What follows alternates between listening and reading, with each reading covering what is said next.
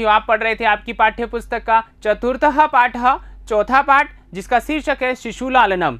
और इस पाठ के अंतर्गत विद्यार्थियों आपने एक भाग का अध्ययन कर लिया था, पहले भाग का, जिसमें आपने पढ़ा हृदयग्राही स्पर्शः, यानी कि आपने यहाँ पर पढ़ा था पाठ का परिचय, संदर्भ ग्रंथ का परिचय और वर्ण्य विषय, यानी कि पाठ में क्या बताया गया है।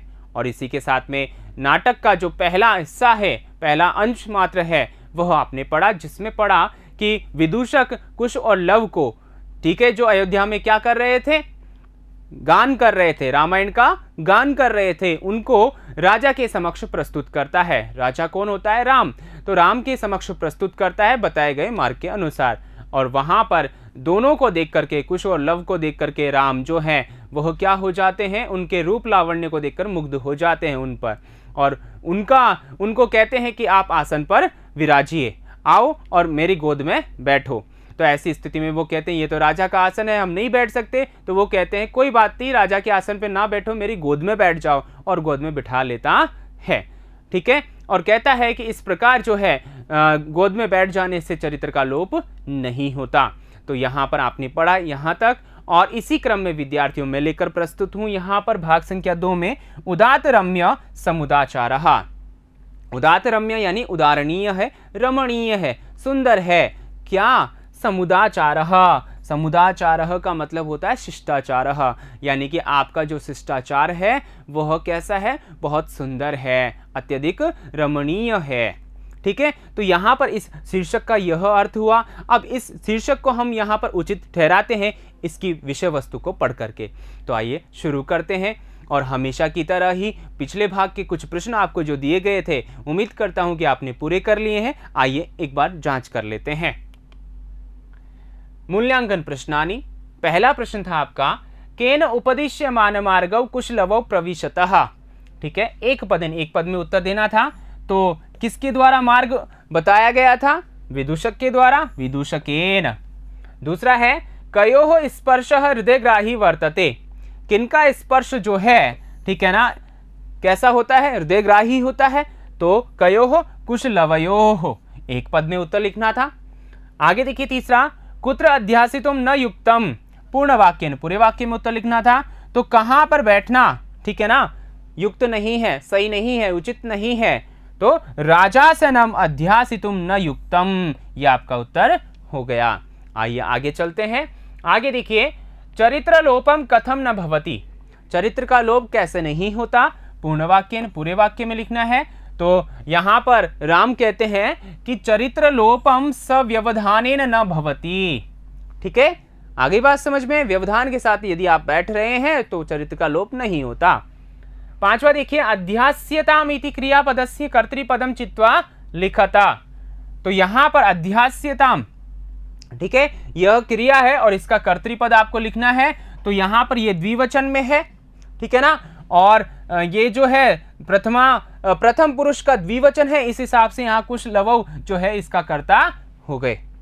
आगे देखिए, अनार्यौ इति पदस्य विलोम पदम चित्वा लिखत। जो नाट्यांश आपने पढ़ा वहां से आपको अनार्यौ इसका क्या लिखना था? विलोम पद आपको लिखना था। तो आपने क्या लिखा? आर्यौ, जो कि सही है। आगे देखिए, सातवां प्रश्न आपका था, हृदयग्राही स्पर्शः इत्यनयो विशेषण पदम किमस्ति। हृदयग्राही स्पर्श, इन दोनों में से विशेषण पद क्या है? ठीक है, तो आपने लिखा हृदयग्राही। जी हाँ, हृदयग्राही क्या है? विशेषण है, और स्पर्शः विशेष्य है। आगे बात समझ में। तो आइए इसी के साथ आगे बढ़ते हैं। आगे देखिए, विषय वस्तु आपकी क्या है? देखिए यहां पर शुरुआत करते हैं, उभौ, यानी कि इससे पहले आपने जो पढ़ा था कि वह गोद में बैठ जाते हैं, ठीक है ना, बिठा लेता है उनको। कौन? राम, दोनों को, कुश और लव को। तो उसके आगे क्या होता है? तो देखिए, उभौ अनिच्छाम नाटयतः राजन अलम अति दाक्षिण्येन। ठीक है, तो दोनों कहते हैं, दोनों कौन? कुश और लव कहते हैं अनिच्छाम नाटयत, अनिच्छा का नाटक करते हुए, यानी कि जैसे इच्छा नहीं हो बैठने की उसका नाटक करते हुए। ठीक है, यानी कि वो मना कर रहे हैं कि हम नहीं बैठना चाहते, तो इस प्रकार मना करते हुए, ठीक है, बहाना बनाते हुए। ठीक है, राजन, हे राजा, हम नहीं बैठना चाहते। ठीक है ना, तो क्या कहते हैं? अलम अति दाक्षिण्येन, हे राजन, ये आपकी जो उदारता है, ठीक है, वो बंद कीजिए। अलम अति दाक्षिण्येन, इस पद को यहां पर समझेंगे तो अलम, ठीक है, और आगे क्या है, अति दाक्षी, ठीक है, नेना। तो यहां पर ये जो पद है यहां तृतीया है, और तृतीया है, और क्यों है, क्योंकि यहां अलम है, इसका अर्थ है यहां पर बंद करना, ठीक है, बंद करना अर्थात समाप्त करना। बंद करने से मतलब है यहां पर समाप्त करने से, ठीक है।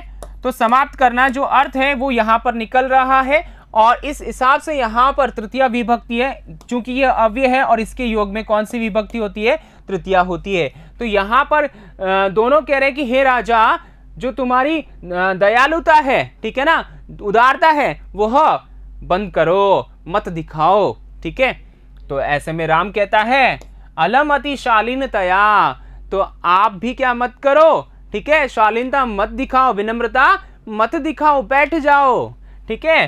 तो यहां पर भी क्या है, अलम और अति शालीनतया। अलम अति, अति यानी ज्यादा, अत्यधिक, शालीनतया, ठीक है।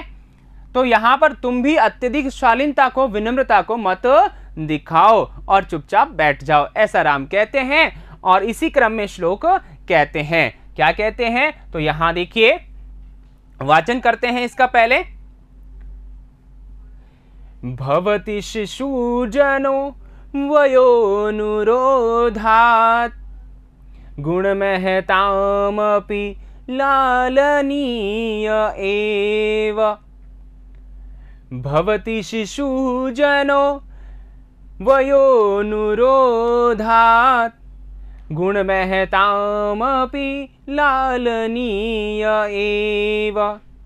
व्रजति हिमकरोऽपि बालभावात्, व्रजति हिमकरोऽपि बालभावात्। पशुपतिमस्तक केतकच्छदत्वम्, पशुपतिमस्तक केतकच्छदत्वम्, ठीक है। तो देखिए यहां पर उच्चारण के पश्चात हम अर्थ को जानते हैं। देखिए भवति यानी होता है, क्या होता है, कौन होता है, ठीक है। तो कौन होता है, शिशुजनो, यानी कि जो शिशु होता है, बाल्यावस्था में युक्त जो छोटा बच्चा होता है वह, ठीक है, वह होता है, ठीक है, वह बच्चा होता है। कैसा, ठीक है ना, तो वो आगे बता रहे हैं वयोनुरोधात। वयोनुरोधात का मतलब आयु के कारण, कारण तो बता दिया, आयु के कारण, ठीक है ना। वयोनुरोधात इस पद को हम देखेंगे तो वयः धन अनुरोधात, ठीक है, यानी अनुरोध से मतलब कारणात, कारण से, और किसके कारण, वय यानी उम्र, उम्र के कारण जो बच्चा है वह होता है, ठीक है ना। कैसा होता है, तो यहां पर देखिए लालनीय, लालन करने योग्य होता है, ठीक है ना, स्नेह करने योग्य होता है, लाड प्यार करने योग्य होता है। और आगे देखिए एव यानी ही, यानी कि पक्का होता है। तो क्या कह रहे हैं कि जो बच्चा होता है छोटा, वह आयु के कारण, छोटा होने के कारण, उसकी उम्र छोटी है, इस वजह से वह लालन करने योग्य ही होता है। अब सवाल होता है किनके लिए, तो आगे कहा है गुण महताम अपि, जो गुणों से युक्त है, गुणवान लोग होते हैं उनके लिए, और महान लोगों के लिए, दोनों के लिए ही वे क्या होते हैं, वे शिशुजन जो होते हैं वह लालन करने योग्य होते हैं। कैसे होते हैं, उदाहरण भी दिया है, देखिए कैसे, जैसे व्रजति सुशोभित होता है, ठीक है ना। हिम करो अपि, हिम कर भी किसे कहते हैं, हिम कर, चंद्रमा को, ठीक है। तो यहां पर देखिए ये हिम करो अपि है, इस पद को हम देखेंगे तो हिम करह अपि, ठीक है, उत्व विसर्ग संधि है, जो यहां पर है उत्व विसर्ग संधि वही यहां पर है हिम करो अपि, ठीक है ना। तो यहां पर ये संधि विच्छेद हो गया, हिम कर यानी हिमम करोति इति हिम करह, अर्थात हिमकर चंद्रमा को कहा है, तो जो चंद्रमा है वह भी बाल भावात, छोटा होने के कारण से देखिए चंद्रमा जो है उसकी कलाएं घटती बढ़ती रहती हैं, ठीक है ना। तो यहां पर जब कलाएं घटी हुई होती हैं और प्रथमा द्वितीय का जो चंद्रमा होता है छोटा सा होता है, ठीक है ना, किस प्रकार का होता है, ठीक है, इस प्रकार का होता है छोटा सा, ठीक है ना। तो इस प्रकार का जो चंद्रमा होता है छोटा, अब ये बचपन में ही है अभी, ठीक है ना। तो ऐसा जो छोटा चंद्रमा होता है वह, ठीक है ना, यानी बच्चा होने के कारण चंद्रमा भी सुशोभित होता है। कहाँ सुशोभित होता है? पशुपति। पशुपति किसे कहते हैं? भगवान शंकर जी को, ठीक है। उसके मस्तक पर, ठीक है ना, उसके मस्तक पर जो जूड़ा बना हुआ होता है, आपने चित्र देखा होगा, वहां पर क्या है, वहां पर इस प्रकार का छोटा सा चंद्रमा क्या है, सुशोभित हो रहा है ना। तो केतक छदत्वम, यानी कि जिस प्रकार केतकी के जो पुष्प होते हैं, केतकी का जो जूड़ा बना हुआ होता है, उसके ऊपर चंद्रमा जो है छोटा होने के कारण सुशोभित होता है, उसी प्रकार से जो छोटा बच्चा होता है वह भी अपनी उम्र के कारण, बच्चा होने के कारण, बचपने में होने के कारण जो गुणवान और महान लोग होते हैं उनके लिए हमेशा लालन करने योग्य होता है, स्नेह करने योग्य होता है। ऐसा कहा, किसने कहा? राम ने कहा। किनको कहा? कुश और लव को कहा। आ गई बात समझ में? तो आइए इसी के साथ देखते हैं, यहां पर ये जो श्लोक है इसका अर्थ हमने जाना, आइए जानते अन्वय। देखिए अन्वय, अन्वय इस प्रकार है, गुण महताम अपि वयोनुरोधात् शिशुजनः लालनीयः एव भवति, बाल भावात् ही हिमकरः अपि पशुपति मस्तक केतक छदत्वं व्रजति। अर्थात इसका अर्थ देखिए कि गुण महताम अपि, जो गुणवान लोग होते हैं, महान लोग होते हैं, उनके लिए भी, ठीक है ना, उनके लिए आयु के कारण शिशुजनः, जो छोटे बच्चे होते हैं वे, या छोटा बच्चा लालन करने योग्य ही होता है।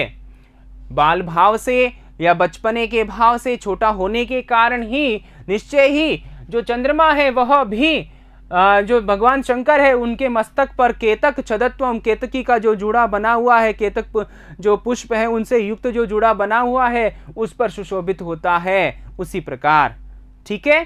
तो यहां पर देखिए भावार्थ, भावार्थ की बात करते हैं।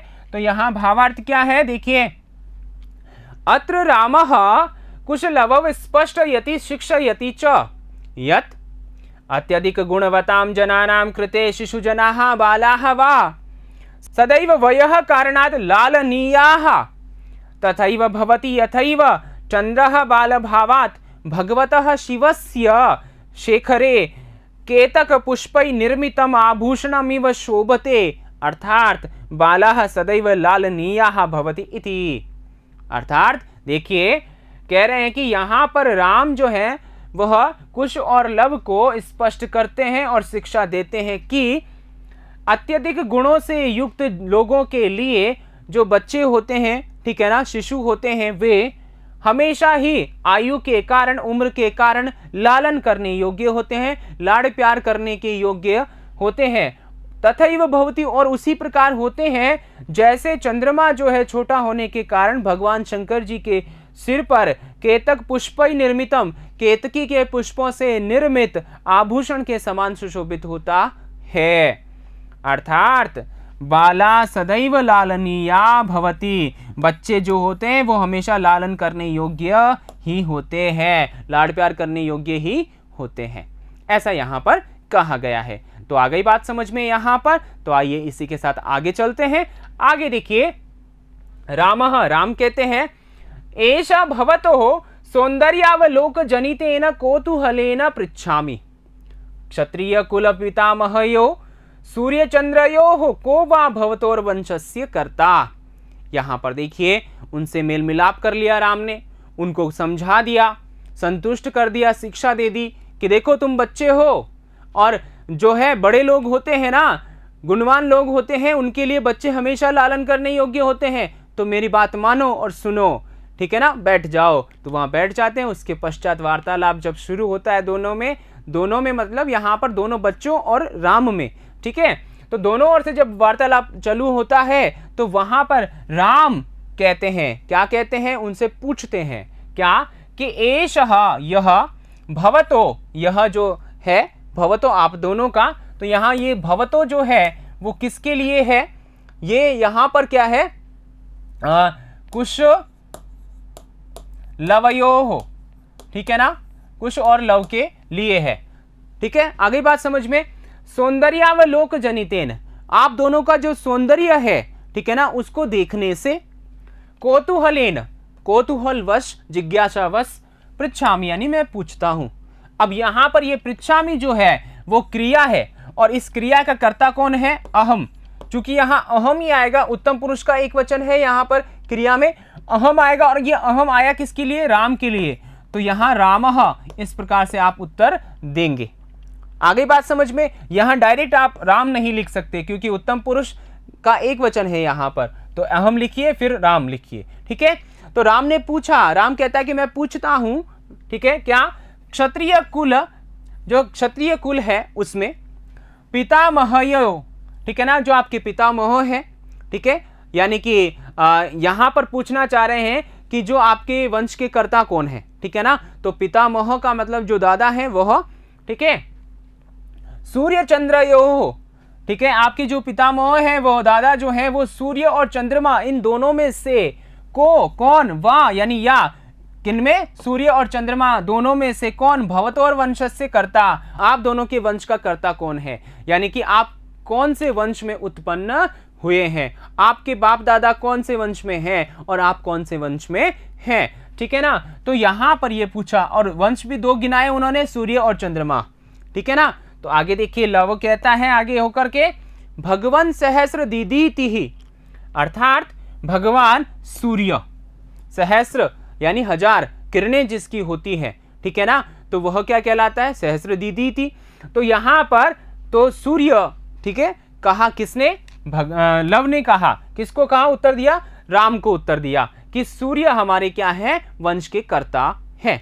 तो आपसे यहां प्रश्न पूछा जाए कि कुशलवयोः वंशस्य कर्ता कः अस्ति, सूर्यः या फिर सहस्र दीदीति। ठीक है, समझ में आ गया। आगे देखिए राम फिर से सवाल करते हैं, संवाद आगे बढ़ता है। तो कहते हैं रामः कथम अस्मत् समानाभि जनौ संवृत्तौ, ठीक है, यानी कि किस प्रकार हम दोनों का मतलब मेरा और इन दोनों बच्चों का जो है अभिवृत्त जो है, जो वृत्तांत है, ठीक है ना, वंश है वो एक है। ठीक है, क्योंकि राम भी क्या थे, सूर्यवंशी थे। ठीक है ना, तो ऐसे में राम का जो वंश का कर्ता है वो भी सूर्य है और इनके वंश का कर्ता भी सूर्य है, तो दोनों का जो वृत्तांत संवृत्त है यानी कि समान है, वो कैसे है, क्यों है। तो यहां पर देखिए इस पद को आप देखेंगे तो कथम, कथम यानी कैसे, ठीक है, फिर आगे है अस्मत्, ठीक है, अस्मत् यानी हमारा, फिर आगे है समानाभि जनौ, आगे समाना भी जनौ, यहां पर ये जो है, ठीक है ना, संवृत्तव यानी कि संवृत्त यानी वृत्तांत, ठीक है ना, तो किस प्रकार से समान है।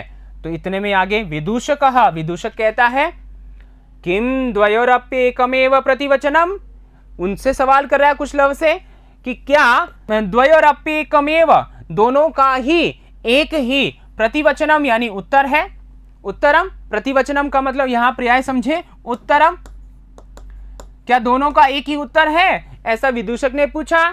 तो यहां द्वयोरप्येकमेव, इस पद को देखेंगे तो यहां देखिए द्वयोः, ठीक है ना, ऋतु विसर्ग संधि, फिर है अपि, यहां यण संधि और फिर एकमेव, ठीक है, दोनों का ही, दोनों का भी, ठीक है ना, एकमेव एक ही, प्रतिवचनम उत्तर है क्या। तो लव कहता है भ्रातरावाम सोदर्यौ, हम दोनों क्या है, भाई हैं, सगे भाई हैं, ठीक है ना, सोदर्यौ यानी सहोदरौ, सहोदरौ, ठीक है ना, हम दोनों सगे भाई हैं। भ्रातरौ आवाम, यहां पर अयादि संधि होगी, कैसे, तो यहां देखिए भ्रातरौ आवाम, ठीक है, आगे बात समझ में। तो आगे देखिए राम कहता है समरूपः शरीर सन्निवेशः वयस्तु न किंचित अंतरम। समरूपः यानी कि समान रूप है, शरीर सन्निवेशः और शरीर का सन्निवेश भी समान नजर आ रहा है, यानी कि तुम दिखने में बिल्कुल समान हो, ठीक है, एक जैसे हो। वयस्तु और जो तुम्हारी आयु है, ठीक है ना, उम्र है, वह न किंचित अंतरम, उसमें कोई अंतर नहीं है, ठीक है। आगे देखिए, लवः आवाम यमलौ, ठीक है, हम दोनों कैसे हैं, जुड़वा हैं। जब राम ने पूछा कि तुम दोनों एक जैसे ही नजर आ रहे हो, सगे हो ना, तो एक जैसे ही नजर आ रहे हो, तो इसका क्या राज है, तो तब कहता है लव कि आवाम यमलव, हम दोनों क्या हैं, जुड़वा हैं। यमल का मतलब जुड़वा। आ गई बात समझ में? तो आइए इसी क्रम में आगे चलते हैं। आगे देखिए, राम पूछता है फिर से, संप्रति युज्यते किम नामधेयम, अभी उचित हो जाता है। संप्रति यानी इदानीम, इदानीम, ठीक है, या अधुना, ये सभी पर्याय हैं, ठीक है ना। यानी अभी, युज्यते यानी उपयुक्त है, सही है, या सही होता है क्या, किम नामधेयम, तुम्हारा नाम क्या है, मतलब उनसे पूछता है कि क्या नाम है, ठीक है, ये पूछना उचित है। तो लवः कहता है, आर्यस्य वंदनायाम लवः इत्यात्मानं श्रावयामि। आर्यस्य, आर्य की, वंदना में यानी कि स्तुति में, लव, ठीक है, इत्यात्मानम, लव इस प्रकार से खुद को, श्रावयामी यानी कि सुनाता हूं, अर्थात मेरा नाम लव है। लव ने अपनी ओर इशारा करते हुए कहा। और फिर देखिए, कुशम निर्दिश्य, और कुश को निर्देश दे करके, ठीक है ना, कह करके, आर्योपि गुरुचरण वंदनायाम, और आर्य भी गुरुचरण वंदना में, अर्थात आपकी श्री चरणों में, ठीक है, अपना नाम बताते हैं। तो यहां पर डॉट डॉट दिया, इसका मतलब पूरा वाक्य नहीं बोला। किसने नहीं बोला, लव ने। क्यों नहीं बोला, क्योंकि यहां पर विशेष बात क्या कही है, कुशम निर्दिश्य, कुश को निर्देश देकर के कि तुम बोलो कि आर्य भी गुरुचरण वंदना में। तो फिर कुश कहता है, अहम अपि कुश इत्यात्मानं श्रावयामि, क्योंकि आधा वाक्य तो उसने बोल दिया था ना उसको निर्देश देने के लिए, तो मैं भी कुश ऐसा स्वयं को, श्रावयामी यानी सुनाता हूं, अर्थात बताता हूं, कहता हूं, अर्थात मेरा नाम कुश है। फिर राम कहता है, अहो उदात रम्य समुदाचारः, यानी कि उदात रम्य, उदारणीय है, रमणीय है, सुंदर है, समुदाचारः यानी आपका शिष्टाचार। आ गई बात समझ में? ऐसा राम ने कहा। तो यहां पर देखिए, ये जो हमने शीर्षक रखा है, इसका हम, यदि आपको पूछा जाए कि इसका भाव लिखिए, इस सूक्ति का अर्थ स्पष्ट करें, तो क्या लिखेंगे आप? देखिए यहां पर इसका लिखेंगे कि यहां पर भवतोः, ठीक है, शिष्टाचारः, यहां श है, भवतोः शिष्टाचारः, ठीक है, रमणीयः सुंदरः वा, या वा है,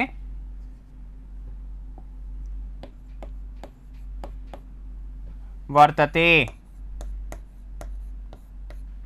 ठीक है, इति रामस्य कथनम अस्ति कुशलवौ प्रति। ठीक है, इस प्रकार से आप यहां पर लिख सकते हैं। इसका मतलब जो है इस सूक्ति का स्पष्ट कर सकते हैं कि भवतो शिष्टाचारा रमणीयः सुंदरा वा वर्तते इति रामस्य कथनम अस्ति कुशलवौ प्रति।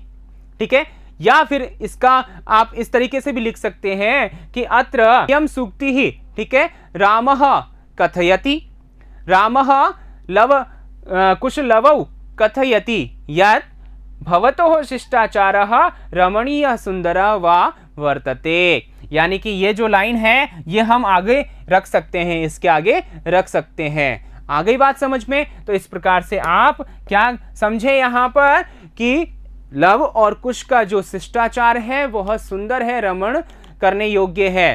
ठीक है ना। तो ऐसा राम ने बताया और यहाँ पर उनके वंश के बारे में वह जानता है कि वंश का जो करता है वह कौन है, सूर्य है। और उनको कहता है, समझाता है कि देखो बच्चा जो है छोटा है आयु के कारण, तो वह उस चंद्रमा के समान जो भगवान शंकर के मस्तक पर सुशोभित होता है उसी के समान गुणवान व्यक्तियों के लिए हमेशा लालन करने योग्य होता है। ऐसा यहाँ पर वर्णन किया गया है। यहाँ पर हमने ये पढ़ा जाना। तो आइए इसी के साथ आगे बढ़ते हैं। आगे देखिए शब्दार्थः अलमति दाक्षिण्येन अलमति कौशलेन। कौशलेन यहाँ पर देखिए शब्दार्थः अलमति दाक्षिण्येन, यहाँ संस्कृत अर्थ है अलमति कौशलेन, जिसका हिंदी अर्थ है अत्यधिक दक्षता अत्यधिक कुशलता नहीं करें। अलमति शालीनतया, अलमति विनम्रता, अत्यधिक विनम्रता न करें। लालनीयः, लालन योग्यः, लालन योग्य या स्नेह योग्य। व्रजति शोभते, सुशोभित होता है। हिमकरः चंद्रः, चंद्रमा। पशुपति शिवः, शिव भगवान शंकर। केतक छदत्वम, केतकस्य छदत्वम, केतकी केवड़े के पुष्प से बनी मस्तक की शोभा। पितामह, पितुः पिता यानी दादा। सहस्र दीदीति सूर्यः, ठीक है। आगे देखिए संवृत्तौ संजातौ हो गए। प्रतिवचनम उत्तरम उत्तर। सौदार्यौ सहोदरौ यमलौ, सहोदर सगे भाई।